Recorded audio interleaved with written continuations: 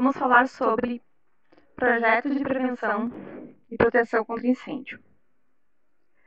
Então, dentro dos materiais das técnicas construtivas, precisamos entender o que é prevenção contra incêndio. Então, a prevenção abrange as medidas de segurança contra incêndio que objetivam evitar esses incidentes. Quando a gente está falando de evitar, a gente está pensando justamente, nas medidas que vão trabalhar com o controle dos materiais combustíveis, com o controle das fontes de calor e principalmente com o treinamento das pessoas que vão utilizar aquele ambiente para alguma situação preventiva de incêndio. Quando estamos falando de proteção, as proteções são as medidas que vão objetivar e dificultar a propagação do incêndio e manter a estabilidade da edificação. Então, normalmente elas são divididas em proteções ativas e passivas. Dentro das ativas, nós temos como exemplo o sistema de ventilação, sistema de chuveiros automáticos e dentro das medidas passivas, as paredes e as portas corta-fogo, os diques de contenção.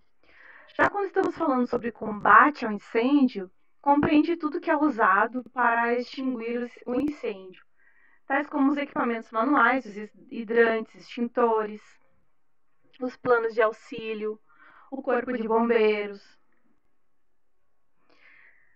Quando a gente fala sobre meio de escape, normalmente são constituídos por medidas de proteção passiva.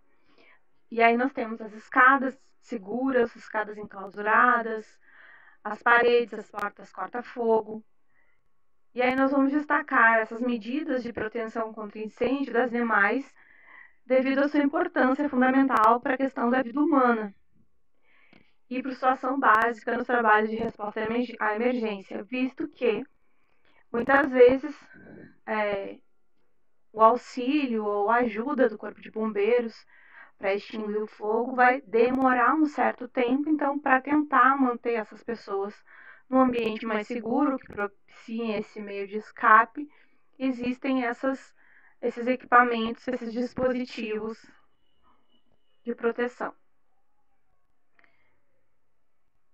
Dentro da nossa cronologia sobre projetos de incêndio, para começar, precisamos falar um pouquinho sobre os grandes incêndios que ocorreram no Brasil. Então, em 1974, o mais famoso é o edifício Joelma, onde, a partir desse grande incêndio, em 1975, tem um decreto-lei de 20 de junho de 1975, e aí ele traz para efeito de segurança contra incêndio, ele traz os elementos componentes da estrutura de sustentação do edifício, da escada de segurança, e ele determina, que devem ter uma resistência ao fogo de 4 horas no mínimo. Em 1975, o Decreto-Lei 684 autoriza o Poder Executivo a celebrar convênios com os municípios para tratar das questões de combate e serviços de proteção de incêndio e aí os serviços de bombeiros. Em 1975 e 1976, no Rio de Janeiro, tem-se então a segurança contra incêndio e pânico. Tem a lei que fala sobre segurança contra incêndio e pânico. Em 1980, em Salvador, tem-se a regulamentação, o decreto 5876, que ele vai regulamentar os dispositivos da Lei 3.077, de 79, que estabelece as normas de proteção contra incêndio e pânico. No capítulo 3 dos meios de proteção contra incêndio e pânico, no artigo 5, ele vai tratar sobre os meios de proteção contra incêndio e pânico. Então, ele vai falar sobre a manutenção e treinamento do pessoal, o emprego de materiais e equipamentos que retardem a propagação do fogo, as instalações de proteção contra incêndio, os meios de alarme e sinalização necessário, de acordo com o tipo de risco, os meios de evacuação dos ocupantes da edificação e a questão de manutenção das instalações e equipamentos em perfeito estado de funcionamento, para mantê-los em perfeito estado de funcionamento. Na seção 2, ele vai tratar justamente dos materiais e equipamentos. Então, os materiais e equipamentos que retardem a propagação do fogo, de acordo com a BNT.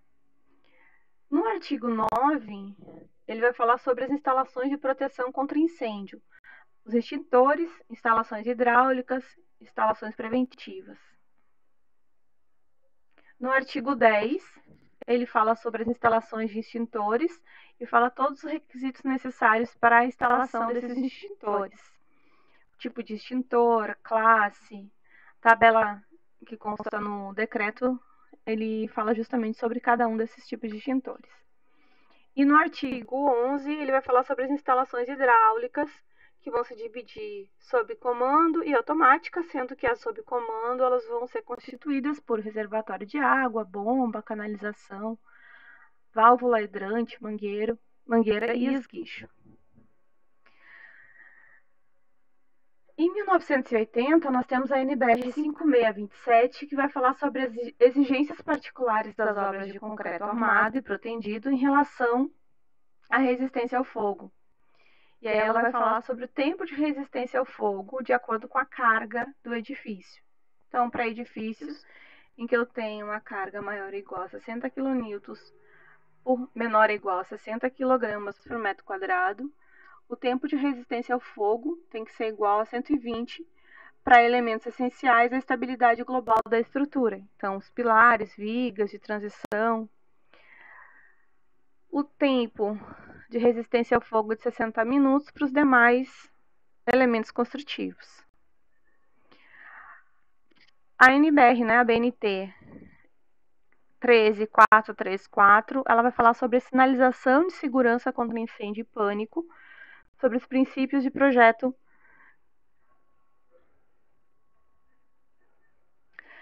No dia 11 de 9 de 1990, entra a Lei de Defesa do Consumidor, onde ela trata, que é vedado ao fornecedor de produtos ou serviços colocar no mercado de consumo qualquer produto ou serviço em desacordo com a NBR.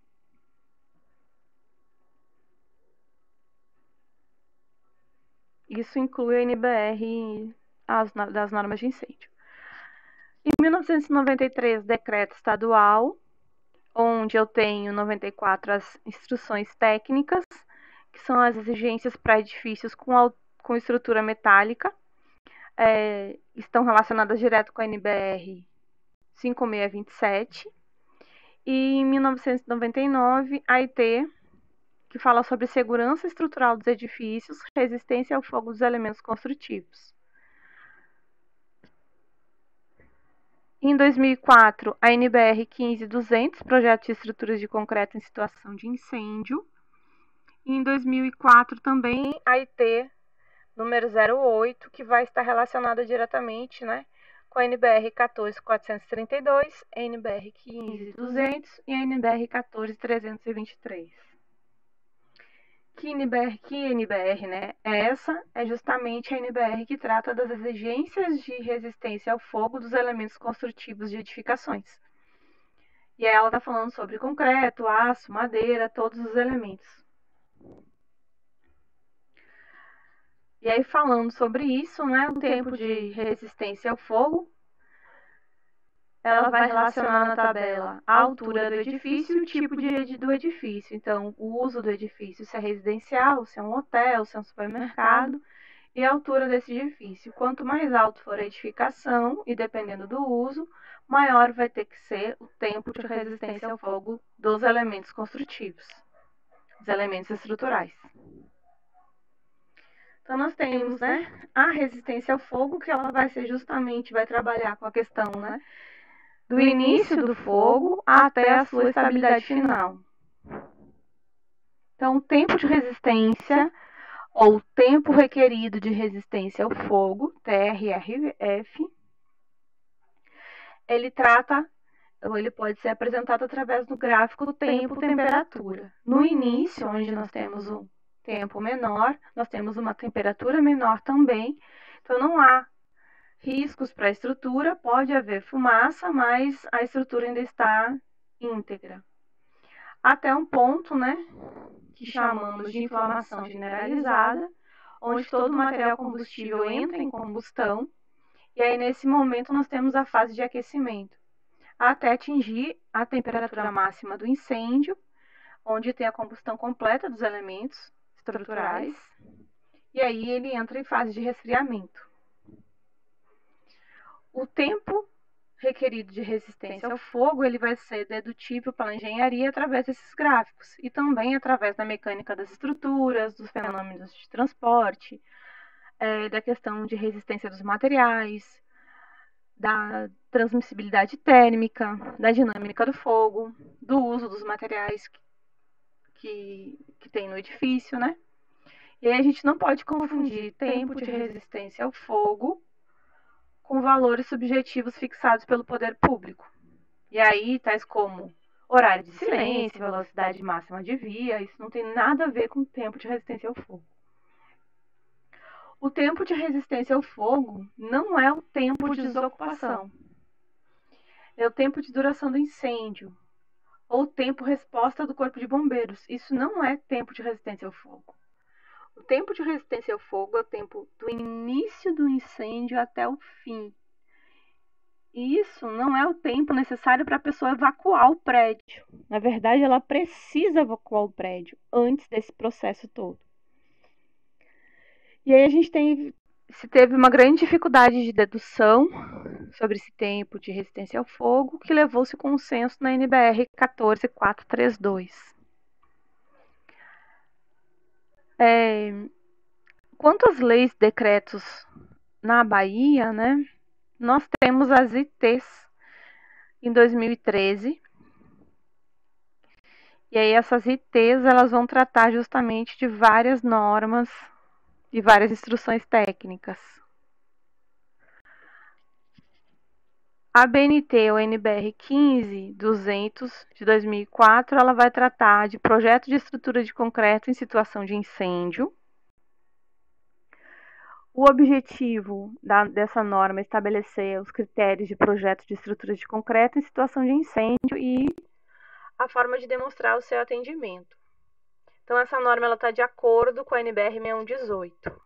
E ela vai tratar justamente de limitar os riscos à vida humana, riscos da vizinhança, os riscos de propriedade exposta ao fogo. E aí, quando ela fala sobre esses riscos, ela também vai determinar o tempo de resistência ao fogo para cada elemento estrutural. Então, para uma laje apoiada em vigas, para uma laje lisa ou cogumelo. Então, ela vai trazer o tempo de resistência ao fogo em função da sua altura, ou seja, da espessura dela, né? Para lajes nervuradas. Falando, né, que os valores da espessura da laje são indicados nas tabelas e são utilizados os mínimos valores para garantir a função corta-fogo. E aí, caso não haja essa exigência, a espessura da laje deve atender a NBR 6118. Lembrando que quando a gente está falando de espessura da laje, nós temos duas situações. Uma, onde nós temos um revestimento não combustível, e a nossa laje de concreto, e a outra, onde nós temos um revestimento não combustível, um material isolante, acústico, que é combustível, e a nossa laje de concreto. Então, nós temos duas espessuras diferentes e duas situações diferentes. E aí as tabelas vão fornecer as dimensões mínimas dessas vigas, dessas lajes. Então, dimensões mínimas também para pilares, para a situação de exposição, onde se tem uma única face exposta ou onde se tem duas faces expostas. E aí nós temos o cálculo de tempo de resistência ao fogo para um pilar através dos seus elementos e através das tabelas da SNBR. Ainda falando sobre as ITs que são instituídas em Salvador, em 2016 nós temos as várias ITs, são 43 ITs em Salvador.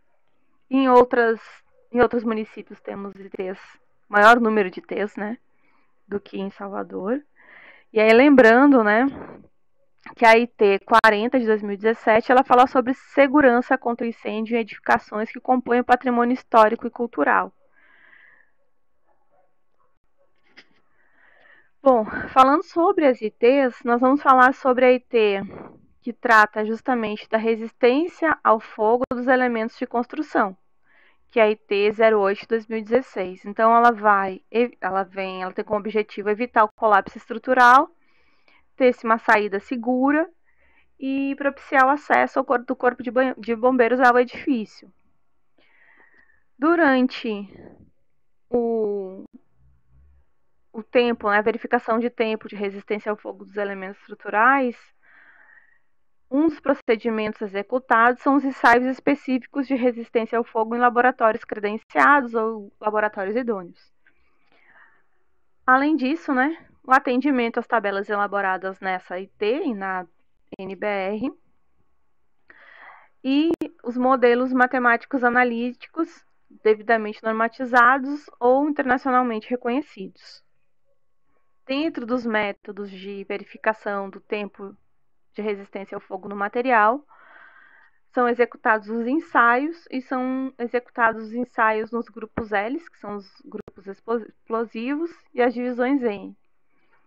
A redução fica limitada a 30 minutos de tempo de resistência ao fogo, e aí neste método de tempo de resistência ao fogo, os resultantes dos cálculos não podem ter valores inferiores a 15 minutos. Dimensionamento, dos elementos estruturais em situação de incêndio, o aço vai ser adotado a NBR 14323, projeto de estruturas de aço e de estruturas mistas de aço e concreto de edifícios em situação de incêndio, onde determina-se que a temperatura máxima é de 550 graus Celsius para aços convencionais. Quanto ao concreto, vai se adotar a NBR 15200 de 2012, projetos de estruturas de concreto em situação de incêndio. Para materiais de revestimento contra o fogo, a escolha e o dimensionamento é de responsabilidade total do responsável técnico pelo projeto. Devem ser determinados por ensaios realizados em laboratório nacional ou estrangeiro, reconhecidos internacionalmente, e esses ensaios devem atender às normas técnicas. E aí, na ausência de alguma norma técnica nacional, se utiliza-se a norma estrangeira reconhecida internacionalmente, para algum material novo em que precisa se verificar resistência ao fogo, tempo de resistência ao fogo. Quando nós temos elementos no subsolo, é determinado conforme o anexo A, o tipo e o tempo de resistência ao fogo, e ele não pode ser inferior aos elementos dos pavimentos superiores. Então, o tempo de resistência ao fogo vai ser igual ou maior do que o dos pavimentos superiores ao subsolo. Para ocupações mistas, nas ocupações mistas para determinação do tempo de resistência ao fogo no material, deve ser analisado os respectivos usos, as áreas e as alturas, podendo se proteger alguns elementos de construção em função de cada ocupação. Então, a gente pode ter situações diferentes porque nós temos ocupações diferentes. E aí é sempre necessário realizar um controle de qualidade de todo esse processo. Para edificações com áreas superiores a 10 mil metros quadrados, é necessário, então, essa verificação desse controle. E aí, quando houver aplicação de materiais de revestimento contra fogo nos elementos de construção, deve ser anexado na solicitação da vistoria junto ao Corpo de Bombeiros o memorial. E é esse memorial técnico trazendo todas as informações, a metodologia utilizada para determinar o tempo de resistência ao fogo. E aí nós temos alguns exemplos de isenção de verificação de tempo de resistência ao fogo, que constam na planilha, na tabela A. Então, nós temos as edificações de classe P1 e P2, com áreas inferiores a 1.500 metros quadrados, edificações pertencentes às divisões F3 e F4, edificações pertencentes à divisão J1, e assim sucessivamente. Aqui é a tabela do anexo A. Nessa tabela eu tenho o tipo de uso e a altura do meu edifício. E aí, com esse cruzamento, eu tenho um tempo de resistência ao fogo mínimo. Quando a gente está falando sobre as normativas, nós temos as normas que vão tratar sobre adaptações às normas de segurança contra incêndio em edificações existentes, que é a IT 43, e nós temos ainda a IT 47, que vai tratar sobre edifícios tombados pelo patrimônio histórico. Então, essa IT 47, ela dispõe sobre os parâmetros para elaboração e análise de projetos de prevenção e combate a incêndio que incidam em bens culturais acautelados pelo IPHAN. Quando a gente está falando de bens imóveis e culturais, a gente está falando de conjuntos urbanos, edificações, acervos protegidos pelo IPHAN em todo o território nacional, de acordo com a legislação pertinente. E aí, no caso de realização de exposição temporária em edifícios protegidos, no sentido de verificar se o acervo a ser exposto potencializa danos ou restringe as soluções de prevenção e combate a incêndio também. Então, serão obrigatórios a elaboração e aprovação dos projetos de prevenção de incêndio para os bens cautelados pelo IPHAN. E esse projeto ele vai ser enviado tanto para o Corpo de Bombeiros, para aprovação primeiramente pelo Corpo de Bombeiros, cabendo ao IPHAN a análise quanto à preservação da integridade do bem cautelado e eventuais recomendações de alternativas propostas específicas pelo Corpo de Bombeiro ou específicas no projeto. Então, é necessário realizar um projeto de prevenção contra incêndio e um plano de emergência em caso de incêndio. Falando sobre os projetos de incêndio, né, o que devem conter, ou quais são as medidas que podem conter nesse nosso projeto.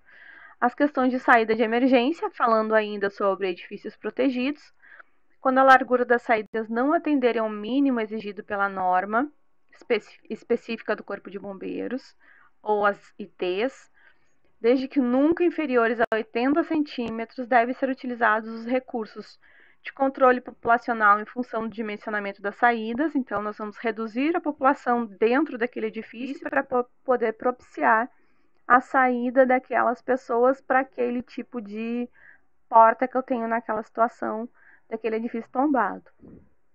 Alarme de incêndio para locais com população superior a 200 pessoas e detecção de incêndio para locais com população superior a 500 pessoas.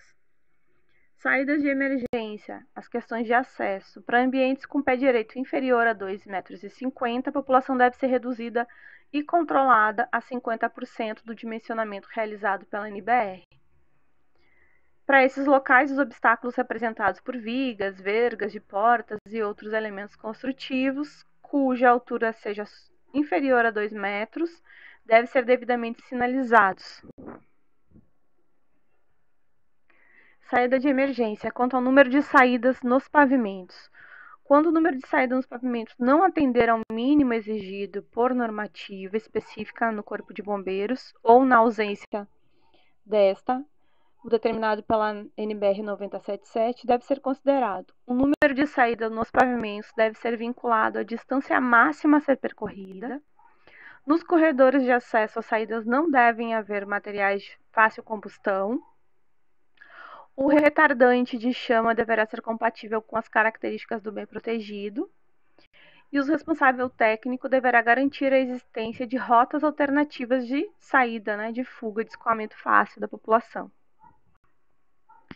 Pode ser consideradas como rota de fuga complementar portas secundárias com largura inferior a uma unidade de passagem, que é de 80 centímetros. Na impossibilidade das portas de rota de saída, nos locais com capacidade acima de 50 pessoas, em comunicação com acessos e descargas abrirem no sentido de trânsito de saída, deverão permanecer abertas durante a utilização do espaço.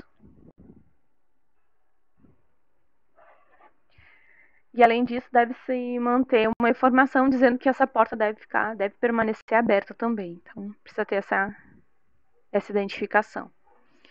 Portas de saída de emergência. Na impossibilidade de instalação de barras antipânico para as portas de comunicação com os acessos, escadas e descargas em salas de capacidade acima de 200 pessoas e nas rotas de saída, deve ser instalada a sinalização informando a necessidade da porta permanecer aberta. Então, as portas devem permanecer abertas durante a sua utilização. para edificações protegidas que possuam portas com dimensões maiores do que 1,20 m estão isentas da exigência de possuir mais de uma folha. Então, como é calculado a unidade de passagem, né? Que é essa capacidade de unidade de passagem? Ou seja, como eu vou calcular o número de unidades de passagens? N é o número de unidades de passagens, vai ser igual a P, que é a população, divididos pela capacidade da unidade de passagem. Então, o que é essa unidade de passagem? É a largura mínima para a passagem de uma fila de pessoas, né? E aí esse valor é fixado em 0,55. A capacidade de passagem é o número de pessoas que passam pela unidade de passagem em 1 minuto. Então, eu vou fazer essa divisão para achar o número de unidade de passagens. Esse é um exemplo da instalação de uma porta corta-fogo num edifício de preservação tombado pelo patrimônio histórico, em que eu não tenho a necessidade de pintar essa porta de vermelho, conforme manda a legislação. Por quê? Porque eu tenho um edifício tombado. Então, eu tenho aqui a instalação de um hidrante, porta corta-fogo, saída de emergência. Falando sobre as portas corta-fogo para saída de emergência, né, a NBR 11742 de 2018, ela vai trazer as informações sobre, ou né, a minha legislação sobre porta corta-fogo para saída de emergência, e ela vai especificar os requisitos exigíveis para classificação, fabricação, identificação, unidade de compra e conteúdo dessa minha porta corta-fogo.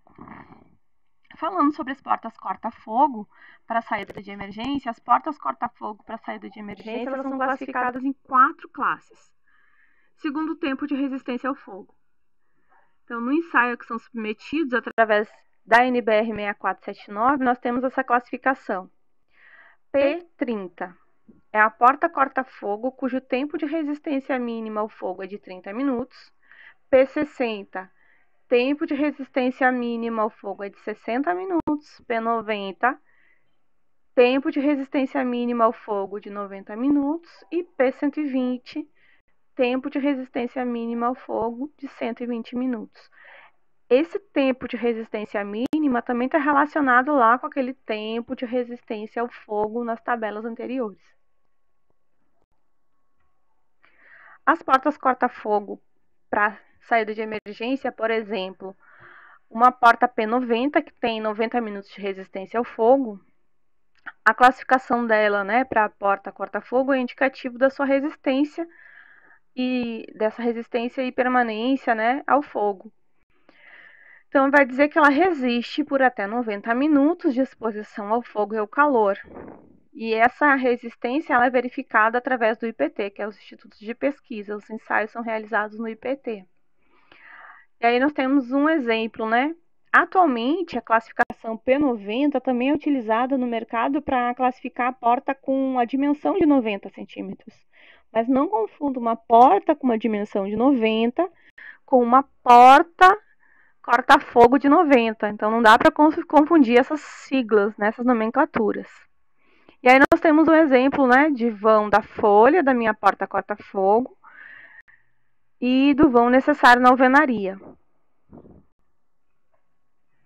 Corrimão e guarda-corpo. No caso de impossibilidade da inserção de corrimão no espaço arquitetônico protegido, devido ao comprometimento dos critérios de preservação, deverão ser apresentadas medidas mitigadoras a serem avaliadas pelo Corpo de Bombeiros do IPHAN. A altura do guarda-corpo existente em rotas de fuga deve ser no mínimo de 92 centímetros.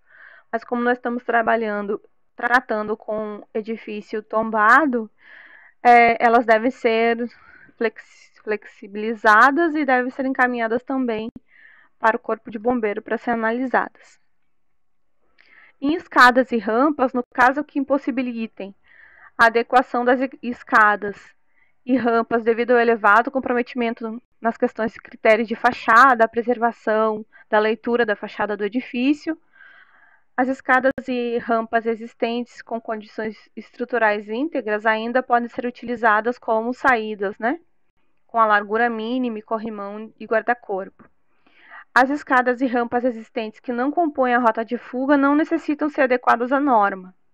Nas escadas e rampas monumentais, deve ser dispensadas a obrigatoriedade de corrimão, desde que justificada a impossibilidade de reversibilidade dessa instalação de corrimão.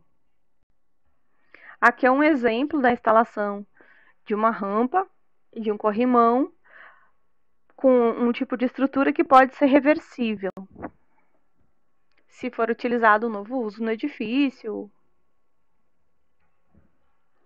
Iluminação de emergência. A iluminação de emergência deve ser utilizada de acordo com a norma NBR 10.898 do Corpo de Bombeiros. Não deve ser instalada sobre elementos artísticos, nem interferir na sua visualização. Deve ser, conforme também a normatização do Corpo de Bombeiros locais e na existência dessa IP, embora aqui em Salvador, se for o caso, tenha IP, vai ser utilizado a NBR 13434. E aí nisso tem também dimensionamento a ser garantido um mínimo de 3 lux em superfícies planas e 5 lux em escadas e rampas, independente da distância entre as luminárias. Aqui é um exemplo de sinalização e iluminação de emergência, para saída de emergência e para as rotas de fuga e para sinalização de saída do edifício. Onde nós temos, os elementos de iluminação e todos os elementos de sinalização. Temos ainda que verificar o plano de emergência ou intervenção para toda edificação com proteção isolada, conforme a normatização do Corpo de Bombeiros local. E na inexistência dessa, a NBR 15.219, é necessário realizar e incluir no projeto um plano de emergência. E aí nesse plano de emergência, ações dos brigadistas para retirada dos ocupantes, remoção do acervo e proteção e salvaguarda dos itens do acervo que não puderem ser removidos, prever o tempo de permanência do brigadista visando resguardar sua integridade, a listagem dos funcionários da brigada de edificação, listagens, inventário do acervo e das respectivas orientações sobre a prioridade e forma da retirada desse acervo, principalmente no caso de museus, outras situações, listagem e identificação das portas, janelas e vias de acesso e das rotas de fuga por pavimento. Quanto aos sistemas de hidrante interno e externo, os compartimentos que possuem obras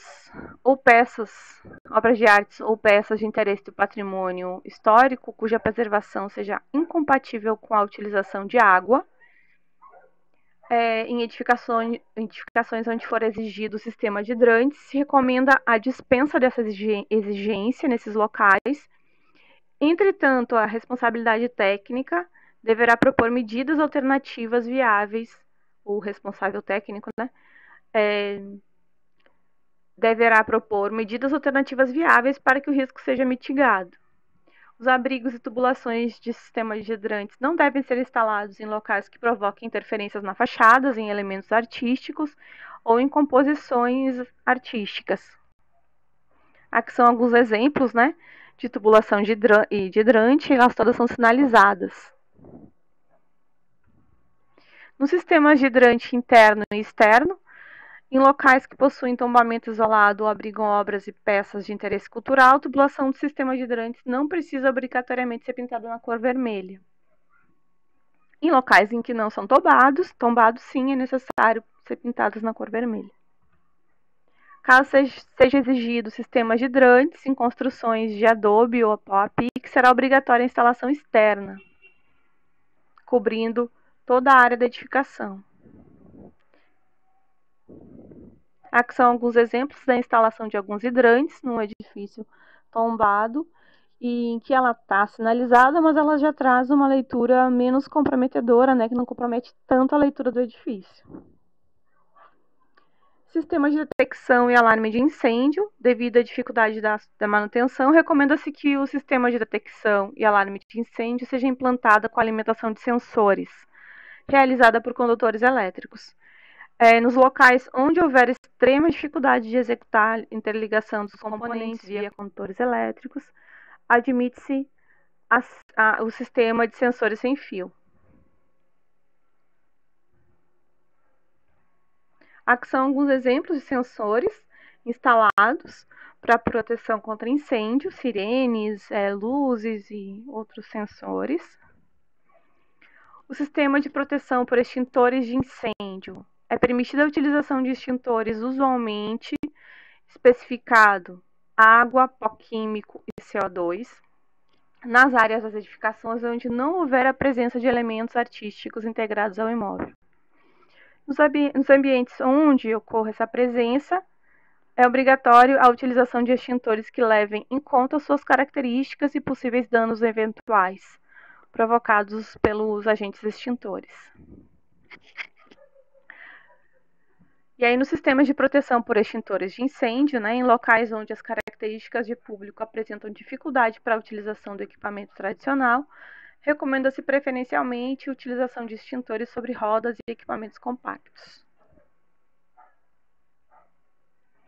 Falando sobre extintores, o extintor é um aparelho manual utilizado com a finalidade de proteger e combater princípios e focos de fogo que contêm um determinado agente extintor para certo tipo de incêndio. Então, o tipo de extintor e a distância máxima a ser percorrida para alcançar o extintor são definidos em função da classe do risco de incêndio do imóvel. Para a sinalização de parede, deve ser previsto sobre o extintor uma seta vermelha com a borda em amarelo contendo a inscrição extintor. E o extintor com carga de água são extintores onde a base do conteúdo do equipamento é água potável pressurizada. Então, seu uso é recomendado para apagar fogos do tipo A, ou seja, causados por madeira, papel, tecido, algodão e materiais semelhantes a substâncias. E aí a substância vai agir por resfriamento e abafamento. Aqui nós temos a identificação de 3 tipos de extintores, o tipo A, à base de água, o tipo B, espuma, e o tipo C, CO2. Então, aqui os 3 tipos de extintores, O tipo A, que deve ser utilizado para papel, madeira e tecido. Ele não é recomendável para pó químico, não vai ser recomendável gás carbônico. E a água vai ser excelente porque ela satura o material e não permite a reignição, tanto para papel, madeira e tecidos. Classe B, gasolina, óleo, tintas, onde a ação do abafamento é necessária. Então, pó químico, excelente, o pó químico abafa o fogo e a cortina criada por ele vai proteger o operador do calor. O extintor com a utilização de gás carbônico, excelente, não deixa resíduos nem contamina os gêneros alimentícios. E a base de água não é recomendado porque ele espalha o incêndio e não apaga, Classe C, equipamentos elétricos ativados, motores e chaves. O pó químico, extintor à base de pó químico. Excelente, não é condutor de eletricidade e protege o operador. Gás carbônico, não é condutor, deixa resíduos e não danifica os equipamentos. Ou não é condutor, não deixa resíduos e não danifica equipamentos. A base de água não é recomendável por ser condutor de eletricidade. Então, aqui eu trago uma tabela onde eu tenho os tipos de materiais, os tipos de agentes e os tipos de extintor, que são os 3, pó químico, gás carbônico e água. Aqui são os tipos de suportes que eu posso utilizar para fixar. Além de fixar na parede, eu posso utilizar esses suportes na minha edificação. Nós temos ainda os sistemas de proteção por chuveiro automático, os splinters, Somente será permitida a utilização em locais que não possuam acervo, quando a gente está falando de edifícios tombados, que possam ser danificados com o uso da água. Onde for exigido o sistema de proteção por chuveiro automático, em ambientes que possuem acervos, que seja incompatível com esse tipo de sistema, é obrigatória a utilização do sistema de proteção por gás inerte. Aqui é um exemplo de estrutura com identificação com a porta corta-fogo, saída de emergência, os extintores, a sinalização dos extintores, o tipo de extintor também sinalizado, os splinters, né? Então, todas as nossas identificações e também os nossos equipamentos. Esse é um exemplo de rota de fuga para um edifício, então é um projeto de sistema de proteção contra incêndio, em que além dos equipamentos, ela também traz as rotas de fuga para essa grande estrutura. Aqui também é um exemplo de um projeto de sistema de proteção contra incêndio, as pranchas e os detalhes, né, com todas as informações necessárias. Também projeto de sistema de proteção contra incêndio com detalhamento da fixação, altura de cada um dos nossos equipamentos de proteção contra incêndio.